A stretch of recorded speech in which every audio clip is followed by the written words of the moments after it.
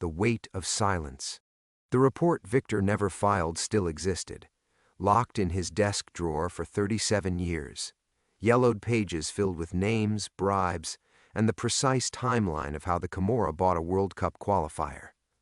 Every few months, usually after too much wine, he'd pull it out and read his own handwriting describing the systematic destruction of Diego Maradona. Referee, Alessandro Moretti, $100,000. Target, left ankle, multiple fouls authorized.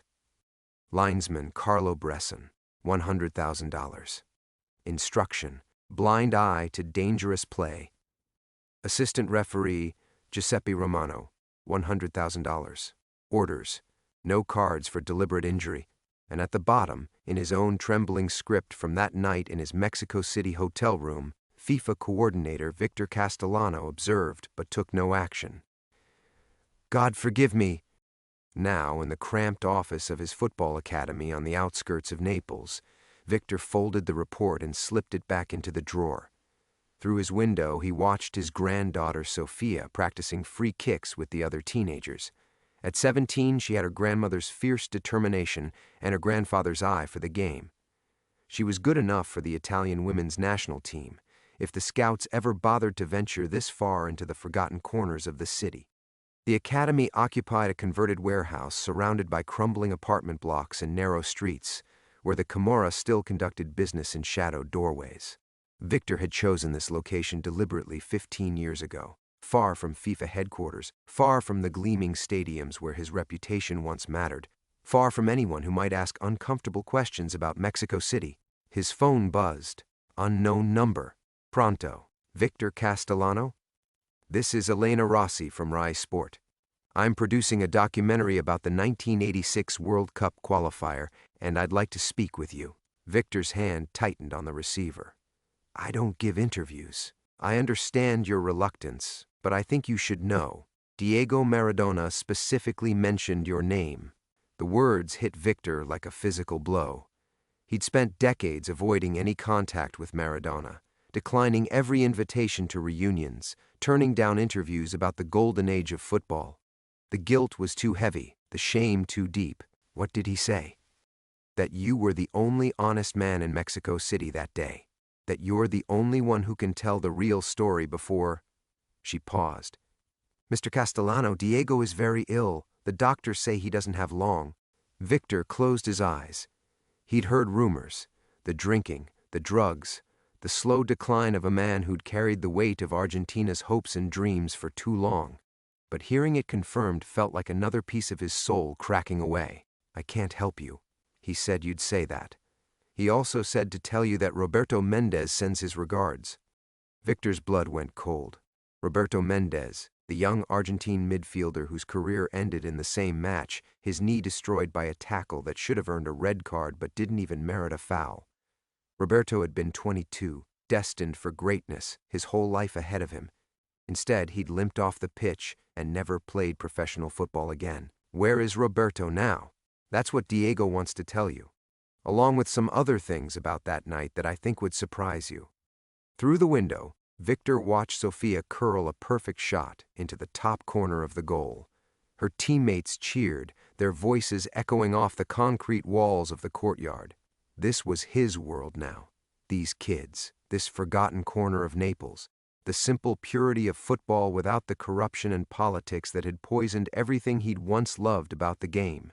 I'm sorry, Miss Rossi. I have nothing to say. Diego mentioned something else. He said to ask you about your son. The phone slipped from Victor's hand, clattering onto the desk. Elena Rossi's voice continued speaking from the receiver, but Victor couldn't hear the words over the rushing in his ears. His son. How could Maradona possibly know about his son? He grabbed the phone. What about my son? Perhaps we should meet in person. Are you familiar with Café Central in Naples? Tomorrow, 3 o'clock? Victor looked again at Sofia, now helping younger players with their technique. She knew nothing about her grandfather's past, nothing about Mexico City, nothing about the report in his desk drawer. She saw him as the man who'd taught her to love football, who'd built this academy from nothing, who'd given dozens of kids from the neighborhood a chance to dream. She didn't know that her grandfather was a coward who'd let the greatest player in history get destroyed because he was too afraid to stand up to the Mafia. "Tomorrow," Victor said quietly. 3 o'clock. After he hung up, he sat in the gathering darkness of his office, listening to the sounds of practice winding down outside. In a few hours, the kids would be gone, the academy would be quiet, and Victor would be alone with his ghosts again. But tonight felt different. Tonight, the past was reaching out with familiar voices, demanding answers he'd buried for 37 years. The quiet before. The academy fell silent as the last of the streetlights flickered on outside. Victor remained at his desk, the phone call with Elena Rossi echoing in his mind like the distant crowd noise that had haunted his dreams for 37 years. His son. The two words cut deeper than any accusation about Mexico City, deeper than the guilt he carried like a stone in his chest. Through the thin walls, he could hear Sophia in the equipment room, organizing balls and cones with the methodical precision she'd inherited from him. The sound of her footsteps, light, confident, purposeful, usually brought him comfort. Tonight, each step felt like a countdown to something he couldn't name. The office door creaked open, and Sophia appeared with 2 steaming cups of espresso from the ancient machine in the kitchen. At 17, she moved with an athlete's grace, her dark hair pulled back in a ponytail, her training kit still damp with sweat from 2 hours of practice. She had Maria's eyes, his late wife's eyes, kind but sharp, missing nothing. "Nano, you look like you've seen a ghost." She set 1 cup on his desk, careful to avoid the scattered papers and old photographs that cluttered the surface. Was that call about the academy?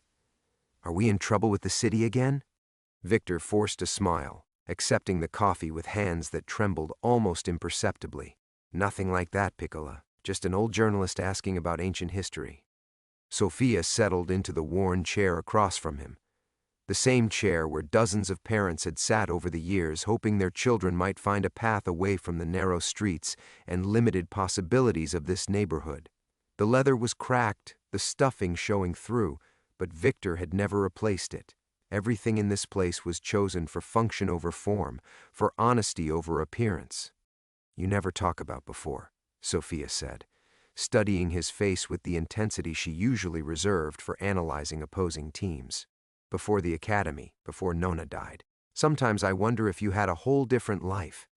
The espresso was bitter, strong enough to cut through the fog in Victor's mind. Outside, the sounds of the neighborhood settled into evening rhythm. Distant television broadcasts, the rumble of scooters on cobblestones, the sharp voices of mothers calling children home for dinner.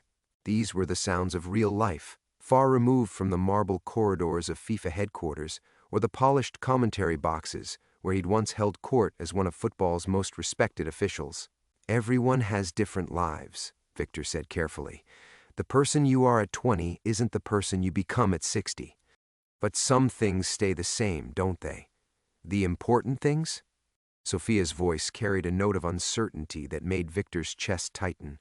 She was fishing for reassurance, the way she had as a child after nightmares about her parents' car accident. He'd raised her since she was 7, and in many ways, she'd saved him as much as he'd saved her. Victor reached across the desk and touched her hand, calloused from years of training, strong from hours of weightlifting, but still somehow delicate. "The only important thing is this: you, the academy, the kids who come through here. Everything else is just noise." She smiled then, the worry fading from her expression. "Coach Alberti thinks I'm ready for the youth national team trials. If I can get noticed at the regional tournament next month..." "You'll get noticed," Victor said with quiet certainty. He'd seen enough talent in his lifetime to recognize the rare combination of skill and character Sophia possessed. She had the vision to read a game 3 moves ahead, the technique to execute under pressure, and most importantly, the heart to never quit. But remember, football owes you nothing. Everything you achieve, you earn. It was a lesson he'd learned too late himself. In his youth, he'd believed that integrity and competence would be enough, that the beautiful game would reward those who served it honestly. Mexico City had taught him otherwise. The report in his drawer was proof that sometimes knowing the truth and acting on it were separated by an ocean of consequences. Sophia finished her espresso and stood, stretching muscles tight from training. I'm going to review game film upstairs. The Juventus Academy scouts will be at the tournament, and I want to be ready. After she left, Victor opened his desk drawer and pulled out a different photograph, older than the one of Sophia, creased from years of handling. It showed a younger version of himself standing next to a tall, dark-haired man in referee stripes. Both were smiling, arms around each other's shoulders, the camaraderie unmistakable. His son, Marco. Dead 15 years now, buried in a cemetery Victor had visited exactly once. The funeral had been small, attended only by Victor, Sophia, and a handful of Marco's colleagues from the Regional Referee Association. There had been no reconciliation, no final conversation, no chance to ask the questions that Elena Rossi somehow knew to ask. The weight of tomorrow pressed down on him like the humidity before a storm. In 18 hours he would sit across from a journalist who claimed to know secrets about the night that defined the rest of his life. He would have to decide how much truth was worth risking, and whether the past was finally ready to demand its payment in full. The reckoning arrives. Victor slept poorly, waking every hour to check the clock beside his bed.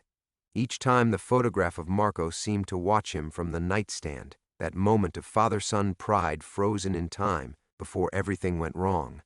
By dawn, he'd given up on rest entirely and made his way to the academy kitchen, where he stood at the window watching the neighborhood wake up. The morning passed in a blur of routine, unlocking the training facility, checking equipment, reviewing drills for the afternoon session. But his movements felt mechanical, disconnected, as if he were watching someone else go through the motions of his life. Sophia noticed during breakfast, commenting that he looked pale, but he deflected her concern with talk about the regional tournament. At 2:30, Victor walked the familiar streets toward Café Centrale. Naples hummed around him, vendors hawking fresh fish, tourists consulting maps with confused expressions, old men arguing politics over newspapers. He'd made this same journey thousands of times over the past 15 years.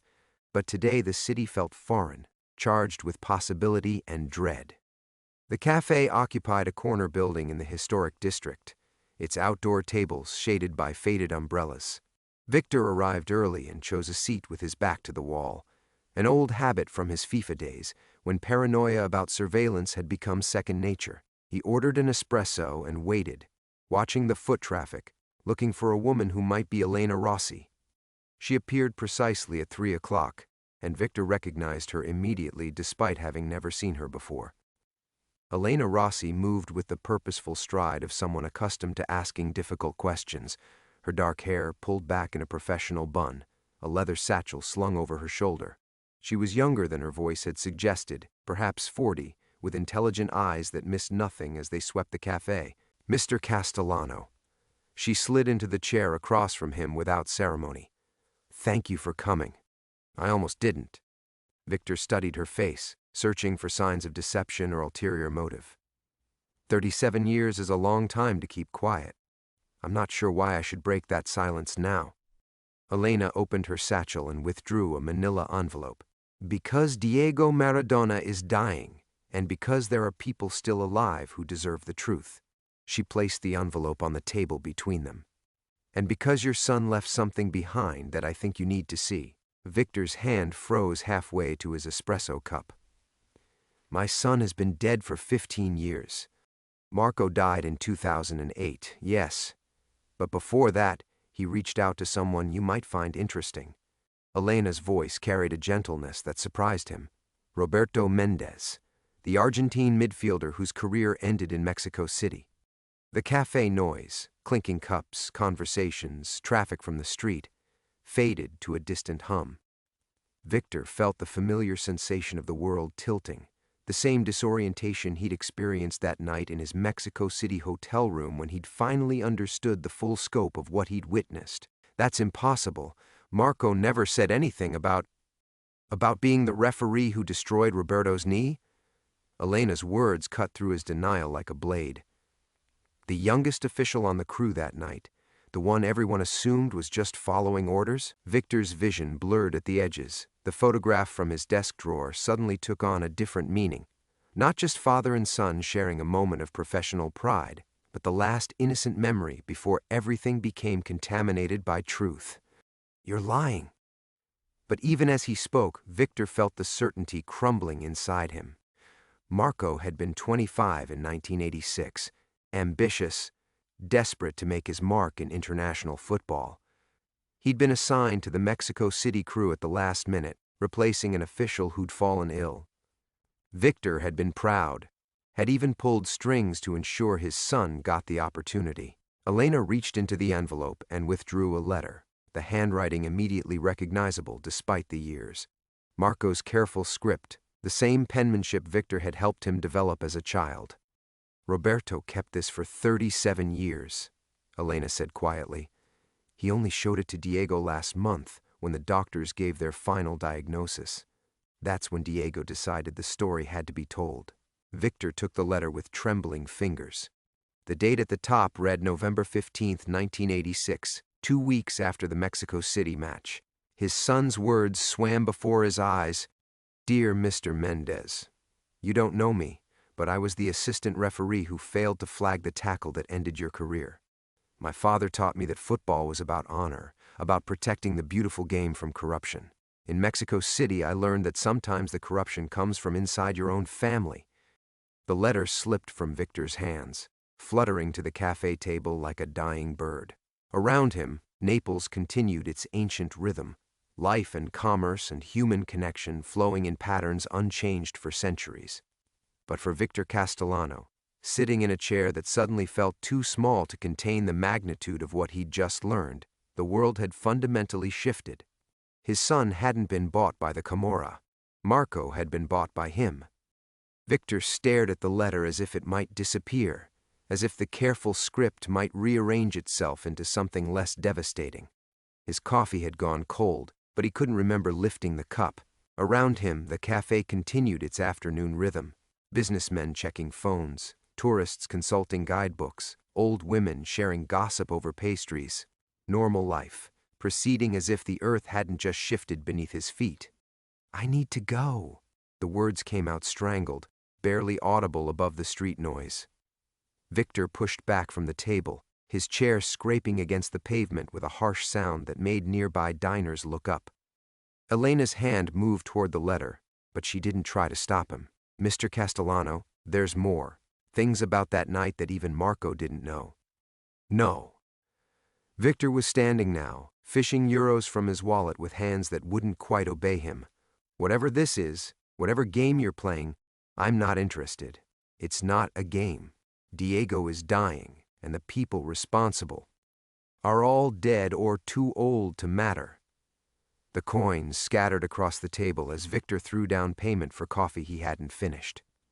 That match was 37 years ago. Everyone's moved on. But even as he said it, Victor knew it wasn't true.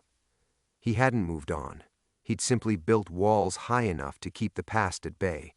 The academy, Sofia, the careful routine of training sessions and parent meetings and equipment maintenance, all of it designed to create distance between Victor Castellano, the referee coordinator, and Victor Castellano, the man who'd failed to protect football's greatest talent from systematic brutality. Elena remained seated, watching him with the patience of someone accustomed to reluctant sources. "Your granddaughter is very talented." "Sofia, isn't it? I saw footage of her playing. She has vision, real understanding of the game." The mention of Sofia stopped Victor cold. There was no threat in Elena's voice, nothing overtly sinister, but the message was clear. His carefully constructed world was smaller than he'd imagined, more fragile than he'd hoped. "Leave her out of this. I'm not the one you should be worried about." Elena's tone sharpened almost imperceptibly. "There are people who remember Mexico City very differently than you do.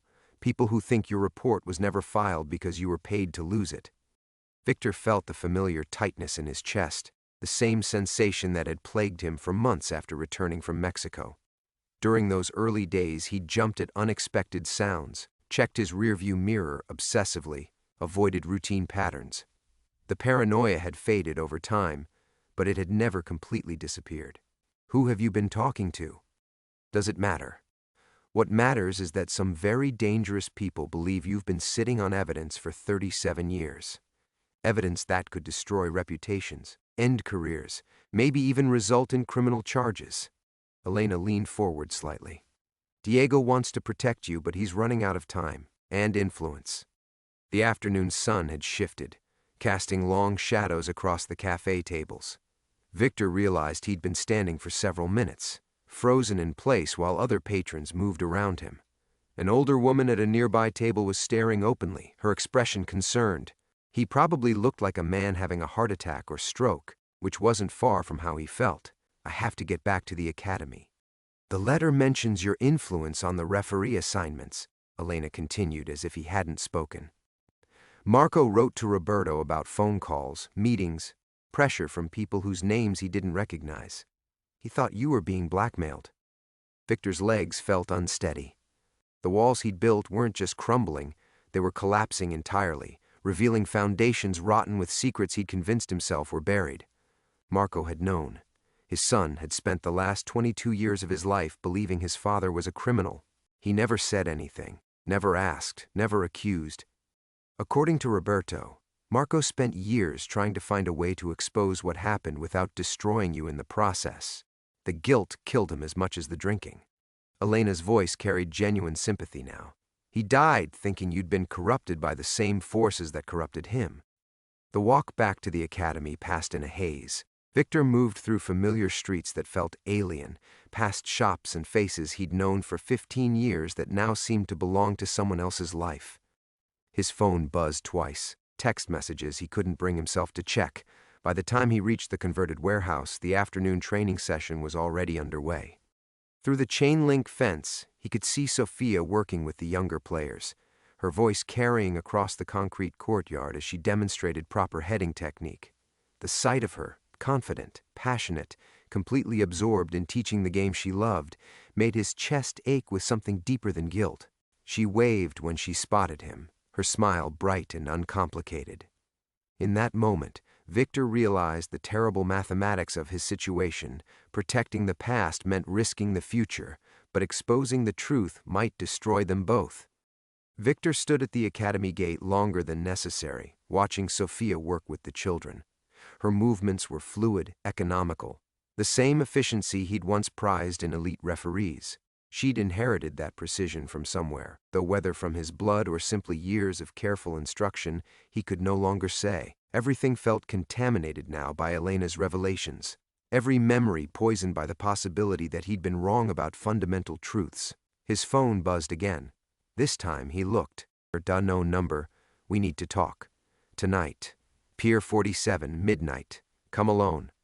The text arrived without signature, but Victor recognized the tone, the same careful authority that had summoned him to hotel rooms and FIFA offices throughout his career. Someone who expected obedience without explanation. His chest tightened as he deleted the message, muscle memory from decades of corrupt football politics flooding back despite his efforts to stay calm. No. Sofia jogged toward the gate, her face flushed from exertion. You look terrible. Are you sick? Just tired, Piccola. The lie came easily, polished by years of practice. How was training? Good. The kids are starting to understand possession. She fell into step beside him as they walked toward the main building. But that's not what I wanted to tell you. Remember Signora Benedetti from the market? She said someone was asking about you yesterday, about our family. Victor's pace faltered almost imperceptibly. What kind of questions? About Papa. About where he worked, what happened to him. Sofia's voice carried a puzzled concern. She thought it was strange because no one's asked about Papa in years. The woman claimed to be writing some kind of history book. Elena Rossi. Victor felt the net tightening around his carefully constructed life, each conversation and inquiry another thread pulling his secrets toward the surface. How many other people had she spoken to? How many neighbors and shopkeepers and former colleagues now carried pieces of a puzzle they didn't understand? They climbed the narrow stairs to their apartment above the academy offices. The space was modest. 2 bedrooms, a kitchen barely large enough for a table, walls decorated with Sofia's trophies and team photographs. It had been enough for 15 years, a sanctuary where Victor could focus on raising his granddaughter away from the complexities that had destroyed his son. Sophia disappeared into the bathroom for a shower, leaving Victor alone with the weight of Elena's letter burning in his jacket pocket. He pulled it out again, forcing himself to read Marco's words more carefully. I thought I understood what corruption looked like. Men in expensive suits making offers, briefcases full of cash, threats against family members. But in Mexico City I learned it could be subtler.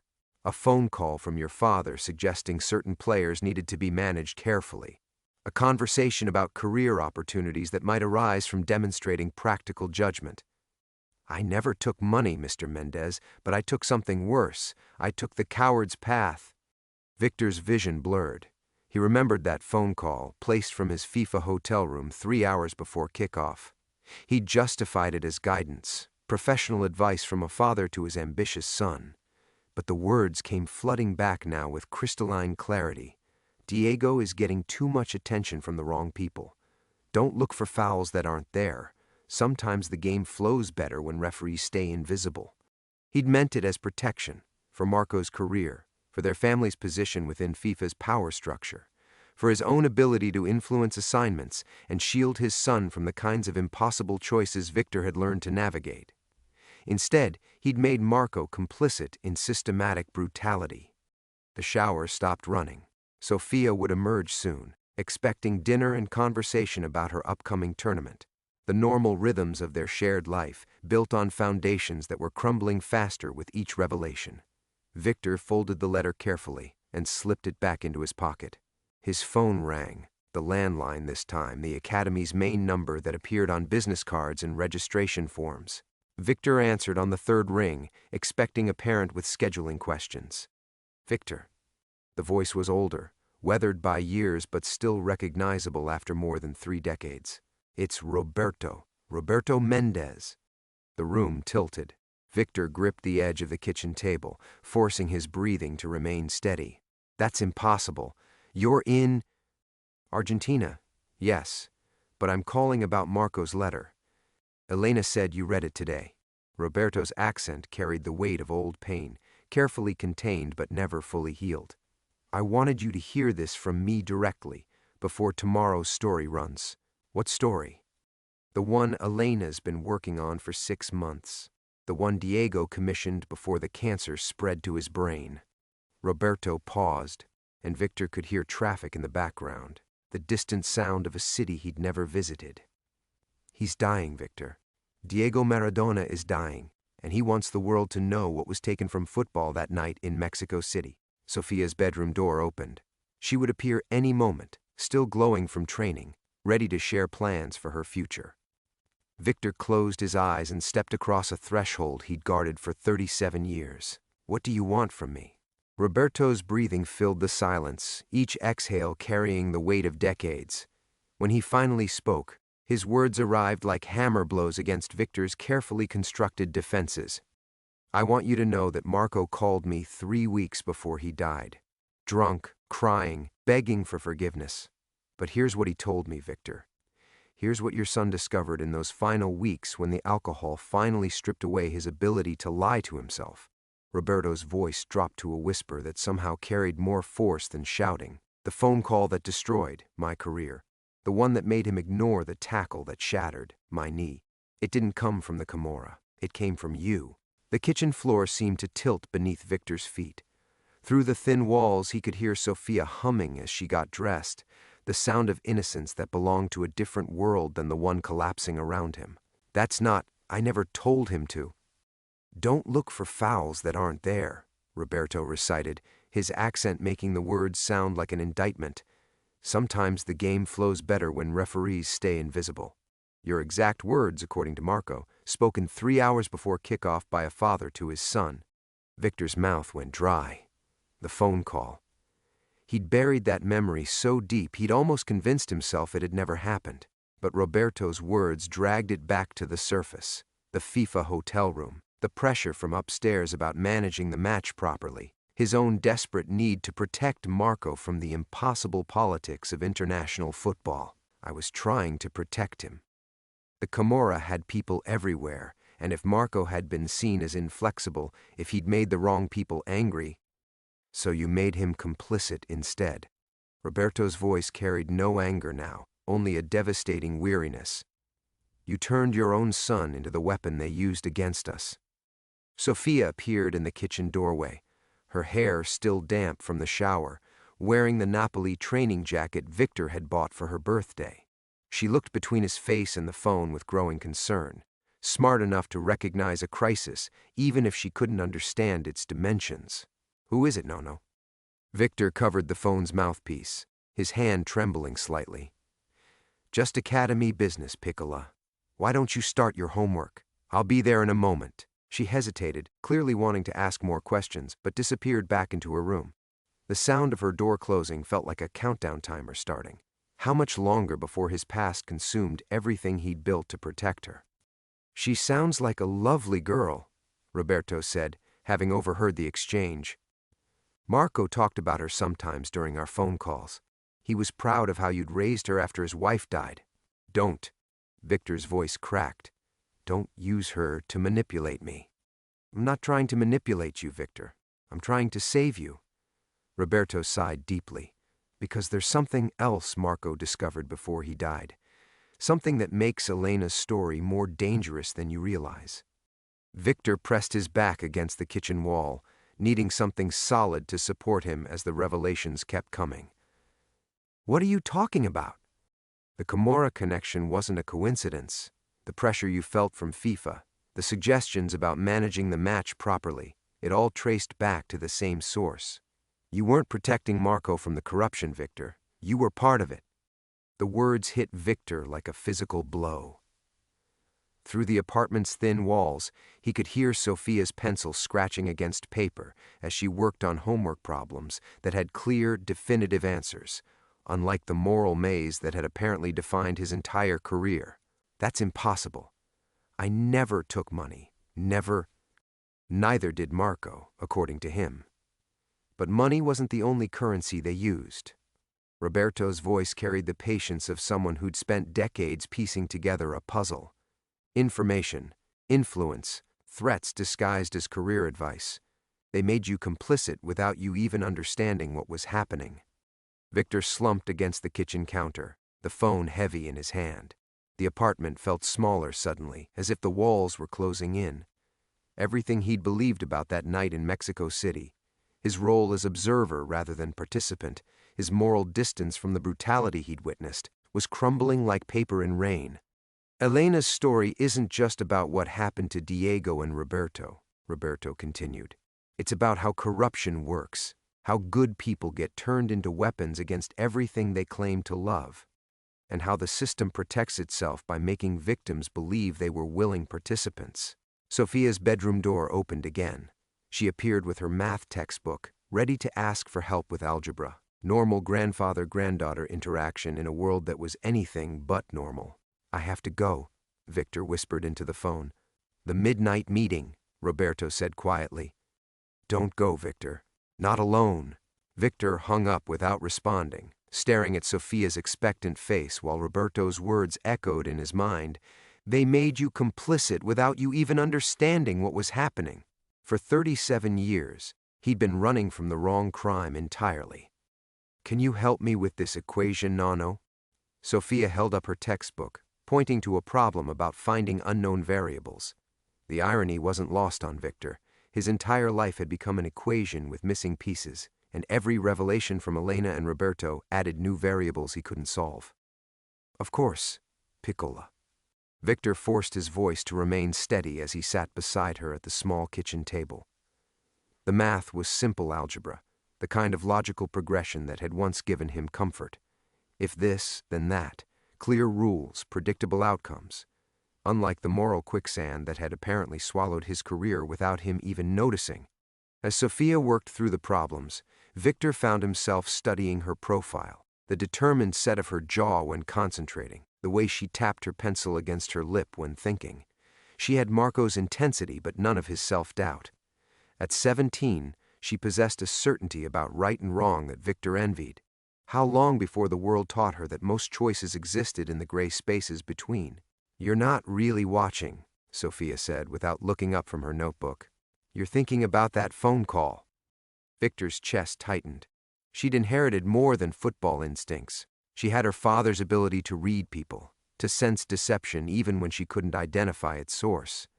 It's complicated academy business. Nothing for you to worry about. You've been saying that a lot lately. Sophia set down her pencil and turned to face him fully. The woman at the cafe yesterday, the questions about Papa, now mysterious phone calls. I'm not a child anymore, no. I know something's wrong. The temptation to tell her everything crashed over Victor like a wave. To explain about Mexico City and Elena's documentary and the midnight meeting that felt like walking toward his own execution. But alongside that urge came the stronger instinct that had guided him for 15 years, protect her from the poison that had killed her father. Some things from the past are trying to surface, he said carefully. Things that happened before you were born. I'm handling it. Sophia's expression sharpened with the kind of focus she brought to penalty kicks, total concentration, calculating distance and angle and the goalkeeper's weaknesses. Things about Papa? The question hung in the air between them like smoke. Victor realized he'd reached the moment he'd been dreading since Sophia was old enough to ask serious questions about her father's life. The carefully constructed story about Marco's career and death, a promising referee whose drinking problem ended both his professional trajectory and his life, had satisfied her curiosity for years. But 17-year-old Sophia possessed a different kind of intelligence than the grieving child who'd needed simple explanations. Your father made some difficult choices during his career, Victor said finally. Choices he regretted. What kind of choices? Victor's phone buzzed against the table.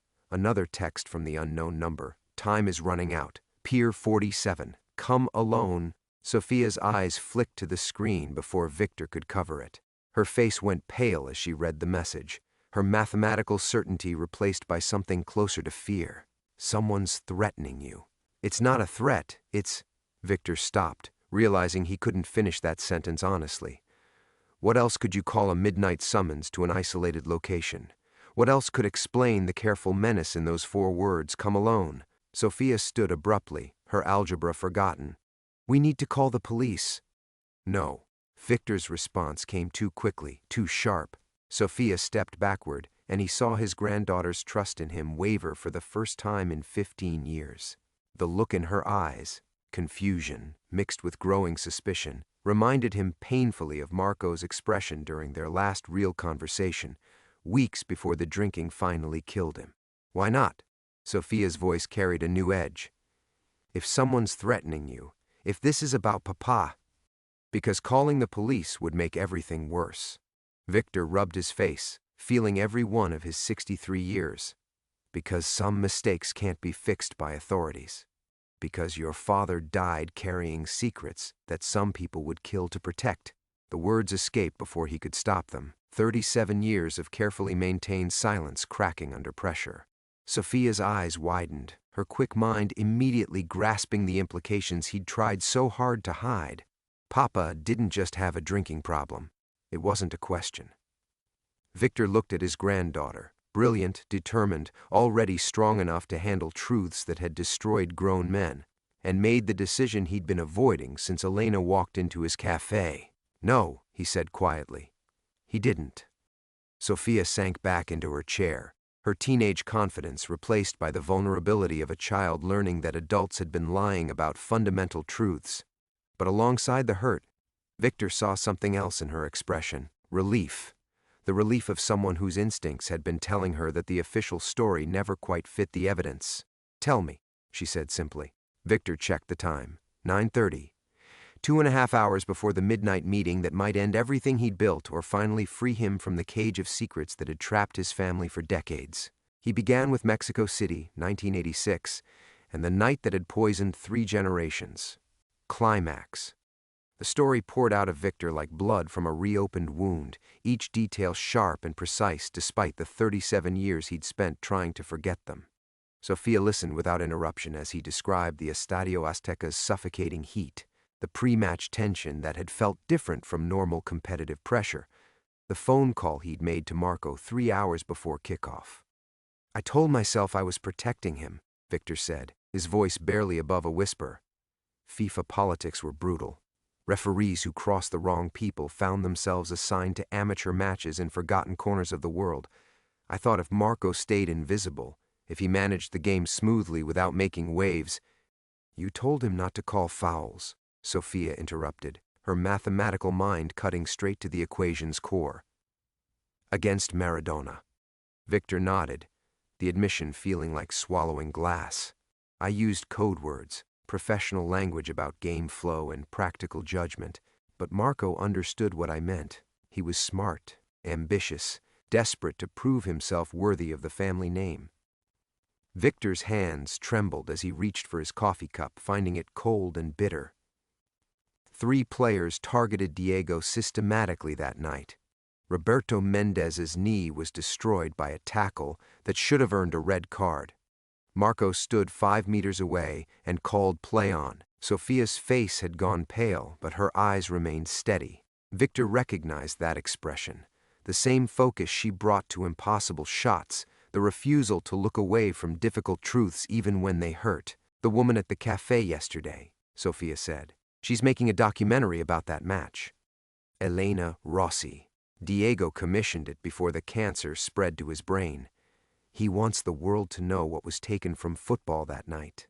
Victor pulled out his phone, showing her the text messages that had been arriving since morning. "The midnight meeting isn't about silencing the story. It's about my choice: cooperate with Elena's investigation or face the consequences of my role being exposed without context." Sophia studied the messages, her quick mind processing implications that would have taken Victor years to understand at her age. "But you were manipulated too. If FIFA was corrupt, if someone above you was taking orders from the Camorra—" "That's what Roberto told me tonight. That I was part of a system I didn't understand, that good people were turned into weapons without realizing it." Victor laughed bitterly. "Maybe that's true. Maybe I was just another victim. But the result was the same. Your father destroyed careers because his own father taught him that survival meant compromising everything he claimed to believe in." The apartment fell silent except for the distant sound of traffic and Sophia's measured breathing. Victor watched his granddaughter process revelations that had taken him decades to fully comprehend, amazed by her composure. When she finally spoke, her question cut deeper than Roberto's accusations or Elena's evidence. "Is that why Papa started drinking? Because he couldn't live with what he'd done?" Victor closed his eyes, remembering Marco's final phone call. Slurred words and broken apologies, confessions that had arrived too late to matter. "Your father called Roberto 3 weeks before he died, drunk, begging for forgiveness. But he also called me that same night, said something I've never told anyone." Sophia leaned forward, her hands flat on the table like an anchor against the storm of revelations. "He said the worst part wasn't the guilt about the fouls he didn't call. It was realizing that his own father, the man he'd spent his career trying to impress, had been just another piece on someone else's chessboard." Victor's voice cracked. He said I'd taught him that love meant teaching people to betray themselves, and he couldn't figure out how to love you without passing on the same poison. Sophia's eyes filled with tears, but her voice remained steady. So he chose to remove himself from the equation instead. The mathematical language in such an emotional moment should have felt cold, but Victor understood. Sophia was processing trauma the way she processed everything else, by finding patterns, solving for unknown variables, refusing to let chaos overwhelm logic. "The midnight meeting," Sophia said, wiping her eyes with the back of her hand. "You're going." It wasn't a question. Victor nodded, suddenly understanding that his decision had been made the moment he'd started telling her the truth. Running had protected them for 15 years, but it had also trapped them in a cage of incomplete stories and inherited shame. "Elena's documentary will air with or without my cooperation," Victor said. "But if I participate, if I tell the full story including my own complicity, maybe something good comes from 37 years of poison. Maybe your father's death starts meaning something other than just another casualty of corruption." Sophia stood abruptly, moving to the window that overlooked their small courtyard where tomorrow's training session would take place as scheduled, assuming Victor returned from Pier 47 to conduct it. "I'm going with you," she said. "Absolutely not." Sophia turned back to face him, and Victor saw something new in her expression, not teenage defiance, but the calm determination of someone who just solved a complex equation and found her place in it. They used our family's love against itself for 2 generations, Sophia said quietly. That ends tonight. Victor stared at his granddaughter for a long moment, seeing Marco's stubborn courage reflected in her eyes. The same determination that had made his son vulnerable to manipulation now burned in Sophia with clearer purpose. She understood the game being played and refused to be another pawn. If something happens to me, Victor began. Nothing will happen to either of us, Sophia interrupted. Because we're going to tell the truth, all of it. And truth has a way of protecting people when lies have been killing them for decades. They arrived at Pier 47 20 minutes before midnight, the Naples harbor stretching dark and restless beneath a sliver of moon. Victor's hands trembled as he parked the small car, but Sophia's presence beside him felt like an anchor. Solid, unmovable, real. The same feeling he'd once drawn from football's simple rules, before learning that even those could be corrupted. Elena waited alone near the pier's edge, her camera equipment abandoned for once. In the dim light she looked older, more fragile, a woman whose crusade had cost more than she'd anticipated. When she saw Sophia, her expression shifted from surprise to understanding. You told her, Elena said. She had a right to know why her father really died, Victor replied, and why her great-grandfather spent 37 years running from ghosts. Elena nodded slowly, then gestured toward the harbor, where lights from distant ships dotted the horizon like stars. Diego died this morning. Peaceful, they said. His last words were about forgiveness, not seeking it, but offering it to everyone whose lives were poisoned by that night in Mexico City. Victor felt something inside his chest crack open, not break, but release. The weight he'd carried since 1986 shifted, becoming lighter somehow, though no less significant. Beside him, Sophia took his hand with the same steady strength she brought to penalty shots. The documentary airs next month, Elena continued. With or without your participation. But Diego left specific instructions. If you agreed to tell your story, to explain how the corruption worked through good people, the film would end with footage of your academy. Kids playing football the way it was meant to be played, learning from someone who understood both the game's beauty and its capacity for betrayal. Sophia squeezed Victor's hand. Tell her, no. So Victor told Elena everything. His naivety about FIFA politics, the phone call that had destroyed his son's soul, Roberto's explanation about institutional corruption that turned victims into perpetrators. He spoke for an hour while the harbor lapped against the pier, and Sophia stood witness to confessions that had been eating him alive for decades. When he finished, Elena was quiet for a long moment. The hardest part of this investigation wasn't uncovering the corruption, she said finally. It was learning that almost everyone involved was trying to protect someone they loved. The referees, the officials, even some of the players. Everyone thought they were choosing the lesser evil, not realizing they were feeding a system that consumed everything good about football. What happens now? Sophia asked. Elena smiled, the first genuine warmth Victor had seen from her. Now you go home and coach those kids. You teach them that football can survive anything, as long as people remember what it means to play with integrity. And when the documentary airs, when the world learns about Mexico City, they'll also see that redemption is possible. They drove home in comfortable silence, the lights of Naples blurring past the car windows like watercolors. Victor felt different, not healed exactly, but honest for the first time in decades. The poison was still there, would always be part of his story, but it no longer controlled the narrative. No? Sophia's voice was soft in the darkness. Yes, Piccola? Tomorrow's training session. I want to work on penalty shots. Victor smiled, understanding the deeper meaning in her words. Penalty shots required courage, precision, the ability to stand alone under pressure and trust your preparation.